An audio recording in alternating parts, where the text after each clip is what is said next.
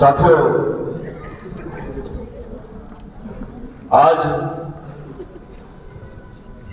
9 अक्टूबर 2024 को बहुजन नायक मान्यवर साहब काशीराम जी की 18वीं स्मृति दिवस के अवसर पर बहुजन मुक्ति पार्टी का ये दूसरा राष्ट्रीय अधिवेशन देश की राजधानी दिल्ली में स्थित ताल कटोरा स्टेडियम में हम लोग ले रहे हैं। और अधिवेशन केवल अधिवेशन के लिए नहीं बल्कि कुछ ज्वलंत विषय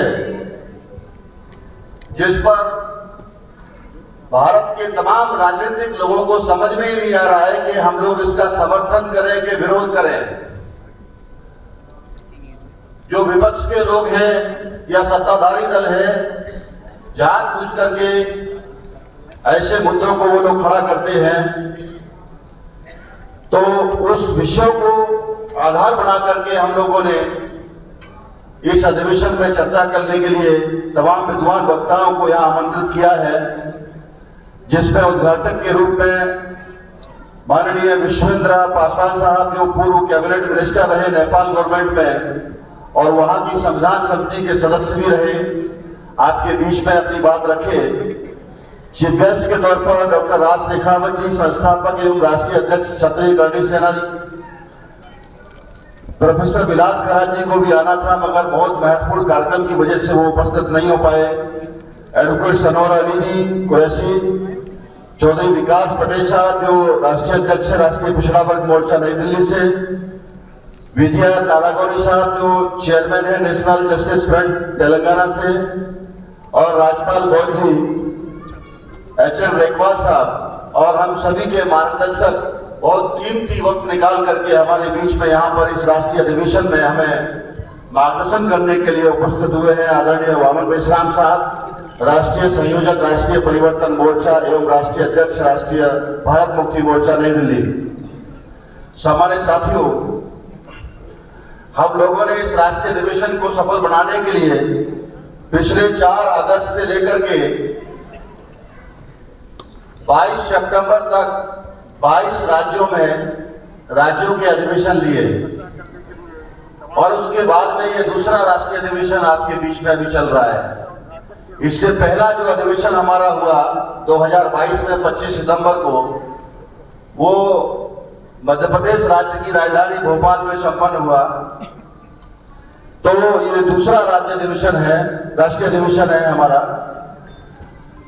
जो विषय हम लोगों ने यहाँ चर्चा के लिए रखे हैं, वो विषय पहले नंबर का विषय है सुप्रीम कोर्ट द्वारा अनुसूचित जाति एवं अनुसूचित जनजाति के आरक्षण में उप वर्गीकरण एवं क्रिमिलियर लागू करने का फैसला संविधान की मूल भावना के विरोध में है।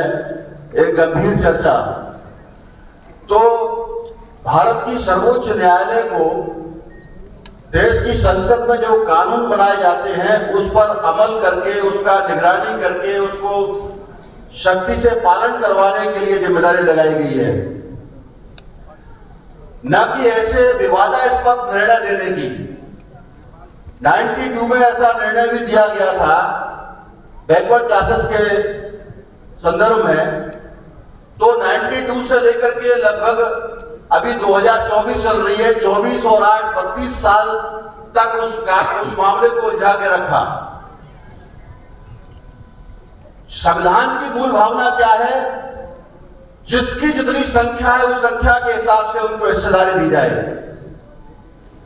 मगर जानबूझ करके ऐसे विवादास्पद मुद्दे जो है वो पार्लियामेंट के जो मामला है वो पार्लियामेंट की बजाय वहां सुलझने चाहिए, बल्कि वो सुप्रीम कोर्ट उसको उलझाने का काम करती है।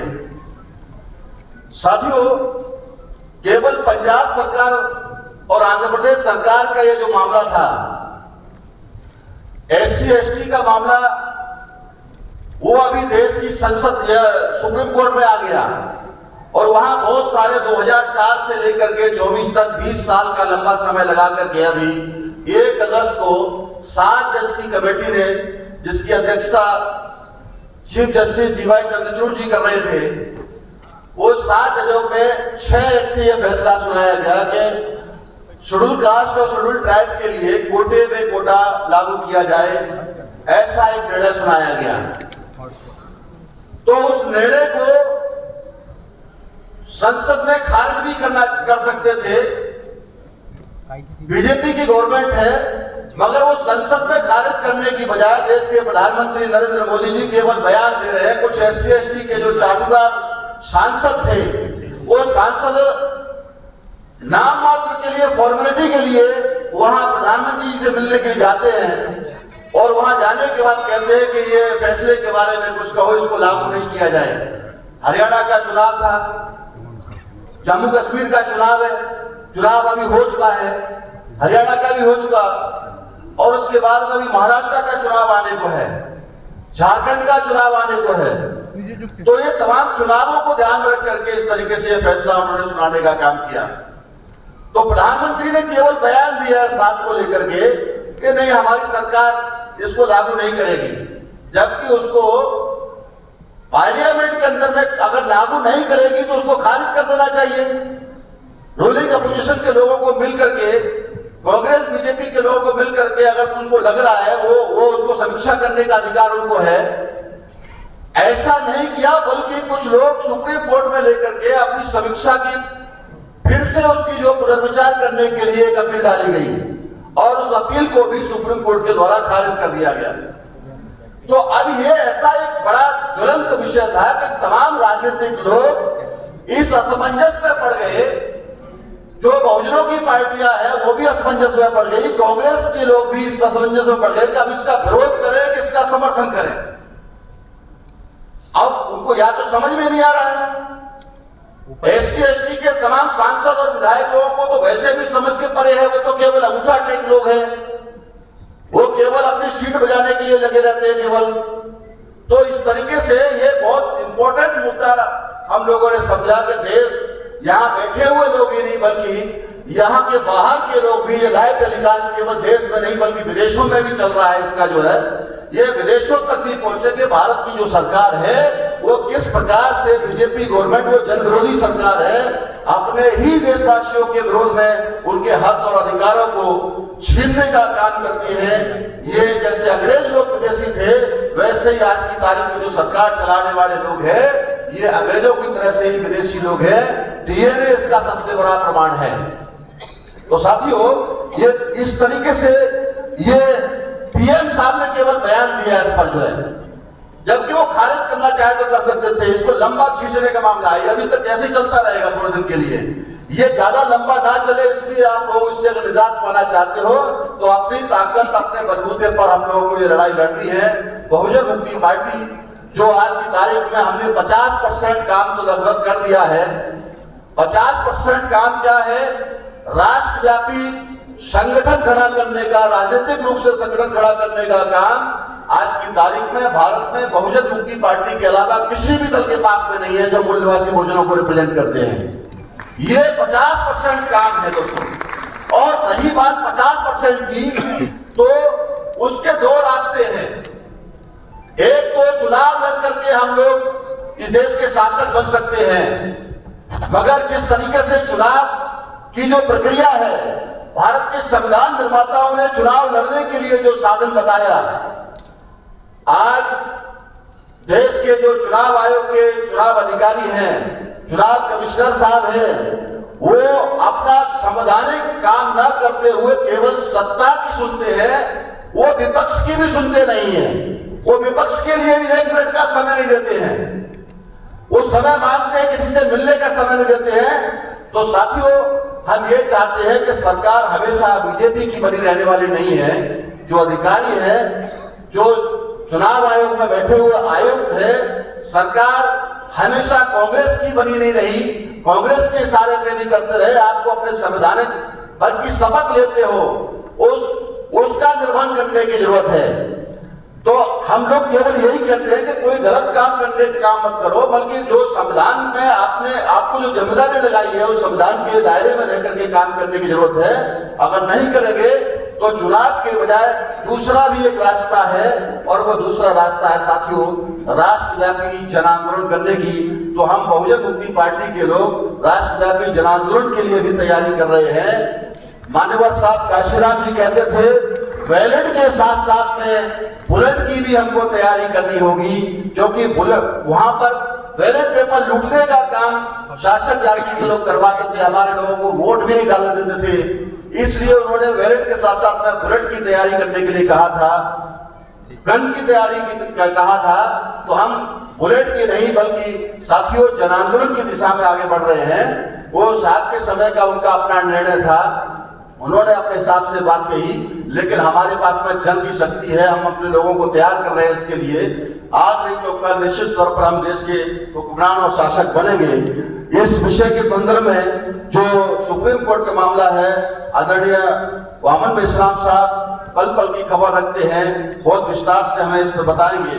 मैं उनसे अनुरोध करूंगा इस बात के लिए। दूसरा, जब से पिछले 10 साल से बीजेपी की सरकार बनी है, कोई भी परीक्षा या तो परीक्षा ही नहीं हो रही है, नौकरियों में भर्ती ही नहीं निकल रही है। एक आध कहीं निकलती भी है तो वो भर्ती का मामला जो रद्द कर दिया जाता है, सुप्रीम कोर्ट में लटका दिया जाता है। इसलिए साथियों ये डबल इंजन की सरकार जो वोट लेने के लिए केवल बखान करते हैं, ये डबल इंजन की सरकार आज की तारीख में पूरी तरीके से फेल हो चुकी है। इनकी सरकार में कोई भी भर्ती का काम नहीं हो रहा है, कोर्ट में मामला लटक जाता है, परीक्षाएं रद्द हो जाती है। नीट परीक्षा इसमें सबसे बड़ा एग्जाम्पल है इसका। तीसरा जो विषय है हमारा जो है वो है पुलवामा हमला। ये देश के समय बहुत महत्वपूर्ण विषय हमने चर्चा के लिए रखा है। ये पक्ष और विपक्ष तक पहुंचे, हमारे लोगों को जन जन तक पहुंचे, इसके लिए हम इस पर चर्चा कर रहे हैं। देश में किसी भी चुनाव के समय पर, जब भी कोई चुनाव होता है, विधानसभा का चुनाव हो या लोकसभा का चुनाव हो, ये बहुत हैरान कर देने वाली बात है। तो उस चुनाव के समय पर आतंकवादी जो होते हैं वो सक्रिय हो जाते हैं। सेना के हमारे जो जवान हैं वो सेना के जवान पर हमले होने की खबरें मीडिया में आने लगती हैं, जिसमें निर्दोष जवान शहीद हो जाते हैं। यह महज संयोग है या कोई भयानक षड्यंत्र? एक चर्चा आपको शायद याद होगा, 2019 का लोकसभा चुनाव हुआ और 2019 के लोकसभा चुनाव के समय पर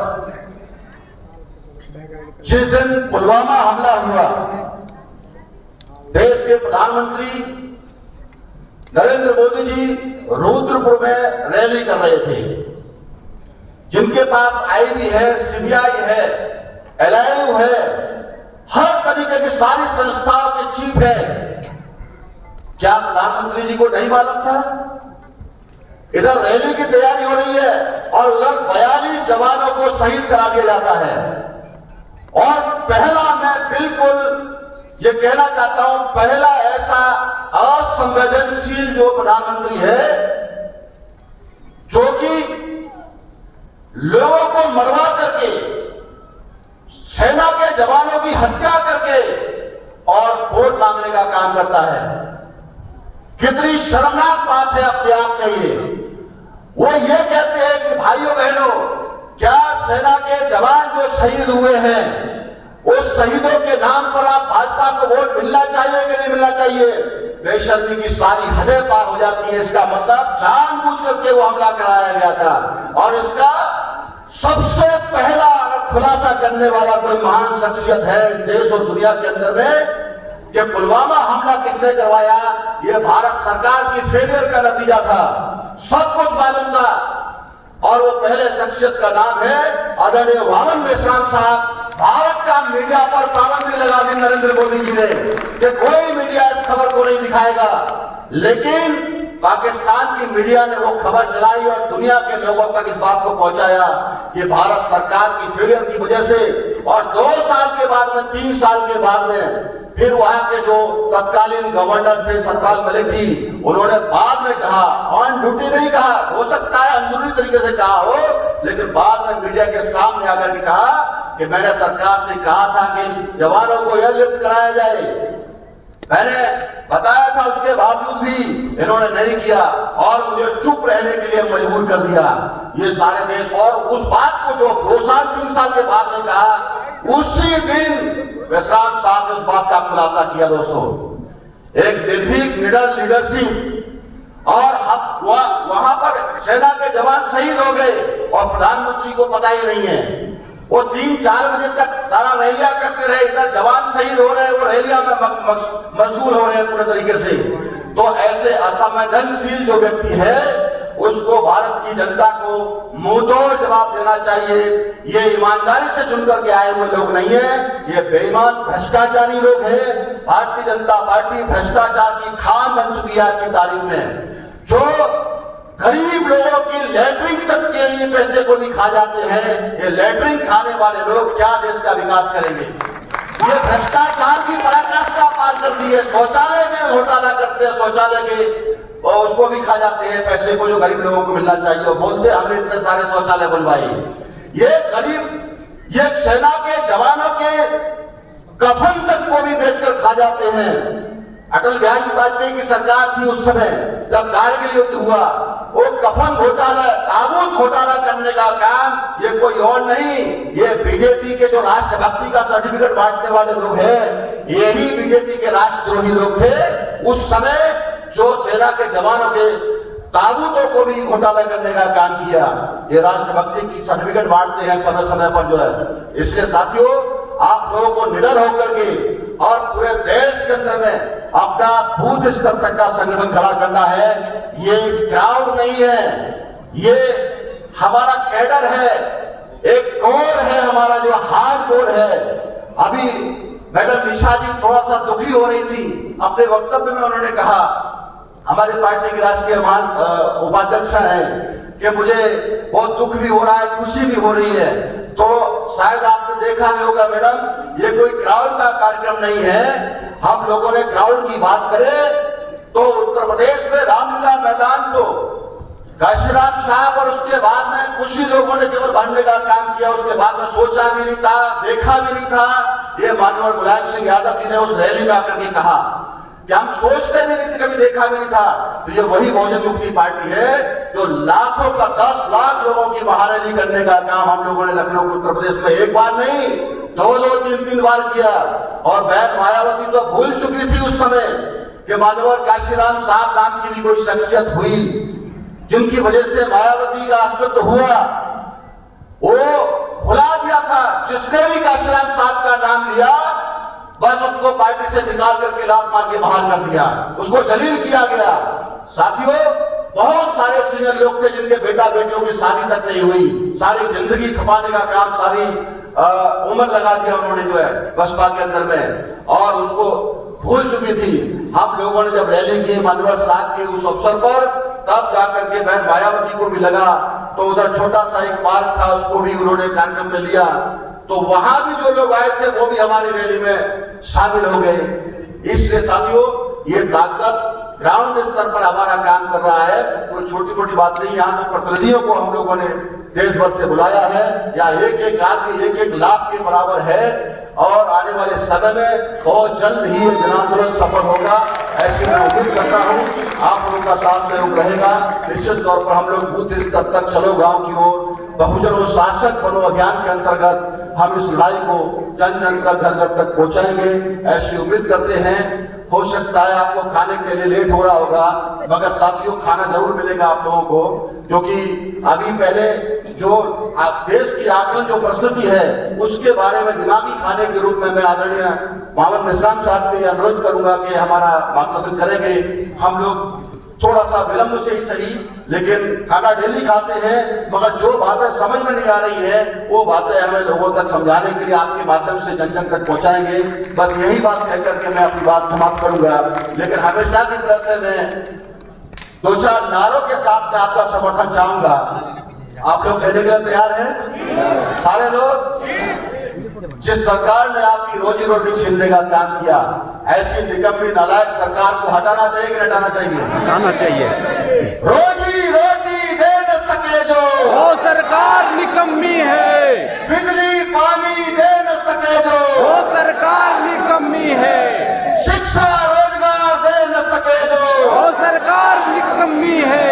सड़क सुरक्षा दे न सके जो, वो सरकार निकम्मी है। एक नारा हमने आज से और जोड़ दिया इसके के अंदर में, और वो नारा है जाति जनगणना कर न सके जो, वो सरकार निकम्मी है। जाति जनगणना कर न सके जो, वो सरकार निकम्मी है। जो सरकार निकम्मी है, वो सरकार बदलनी है। बहुजन मुक्ति पार्टी जिंदाबाद, जिंदाबाद जिंदाबाद। बोल 85, जय वो निवासी। वोट हमारा राज तुम्हारा, नहीं चलेगा नहीं चलेगा वोट हमारा ईवीएम तुम्हारा। नहीं चलेगा नहीं चलेगा। साथियों, हरियाणा के चुनाव में अभी इस ईवीएम के भंडाफोड़ के बारे में अभी हम बात करेंगे अगले सत्र में। पहले मैं इसी चंद बातों के साथ में, नारों के समर्थन के साथ में अपनी बात को ये रोकता हूँ। बहुत बहुत शुक्रिया, धन्यवाद। जय भीम। आप सभी साथियों को जय मुनवासी। मानवत काशीराम साहब अमर रहे। Thank you.